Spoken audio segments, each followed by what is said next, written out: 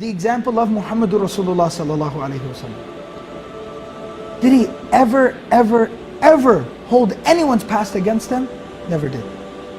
Never did. Too many examples to list on here. Wahshi. Wahshi is the man who assassinated the uncle of the Prophet ﷺ. The death of the uncle, the murder of the uncle, the mutilation of the body of the uncle of the Prophet ﷺ is one of the moments in his life where the Sahaba say, it was one of the few times where we saw the Prophet ﷺ in such profound pain. Like he was crying. He was so deeply hurt that when they came back into Medina, the Battle of Uhud, many Muslims had died on that day. And he could hear different family members crying when they were receiving the news of the death of their family member. The Prophet ﷺ started to cry as they were walking into Medina, and he started to say, today there is somebody crying for everyone who's died. But there's nobody crying for my uncle, because my uncle's own family was the one who did this to him. That's how much pain he felt. But the man who carried out the assassination, the hit on Hamza radiallahu anhu, Wahshi, not only does the Prophet ﷺ not hold a grudge against him, but the Prophet ﷺ is the one who is having letter after letter after letter sent to Wahshi. Tell Wahshi to become Muslim.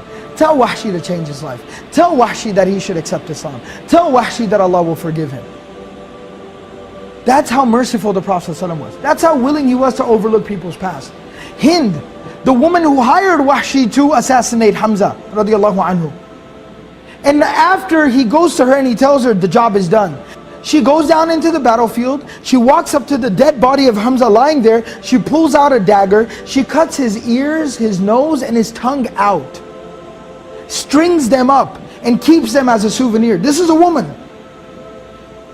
She then takes the dagger, puts it in his body, rips his body open, pulls out his internal organs and mutilates his body. This is a woman.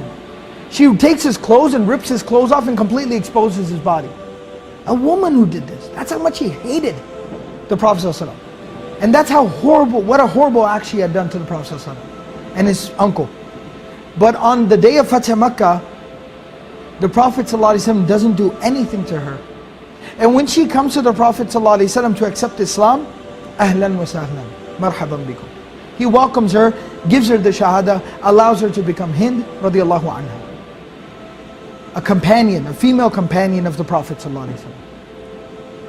And the stories go on and on of the killing of dozens of Muslims on the day of Uhud. All of these people, they were embraced with open arms.